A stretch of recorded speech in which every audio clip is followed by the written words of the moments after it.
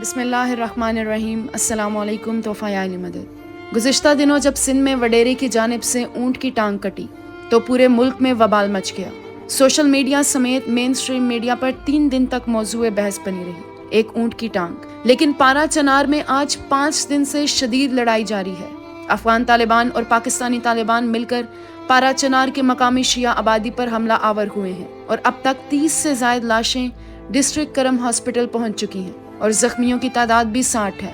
لیکن اب تک نہ تو کسی میڈیا آؤٹ لیٹ نے اس پر کوئی نیوز رپورٹ جاری کی اور نہ ہی سوشل میڈیا ایکٹیوسٹ اس پر آواز بلند کر رہے ہیں۔ کیا وجہ ہے؟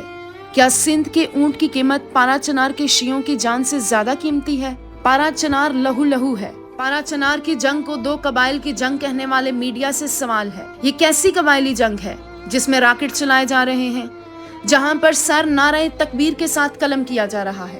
کیا پارا چنار کے شیعوں کی زندگی اتنی سستی ہے کہ آئے دن وہاں پر قتل عام کیا جاتا ہے؟ کیا پارا چنار کے باسی پاکستان کے شہری نہیں؟ کفر کی حکومت چل سکتی ہے لیکن ظلم کی نہیں۔ تاریخ میں لکھا جائے گا جب دنیا کے تمام شیعہ قدس کی آزادی اور اہل سنت مسلک سے تعلق رکھنے والے مظلوم تنظیم یعنی حماس کی حمایت میں قربانیاں پیش کر رہے تھے۔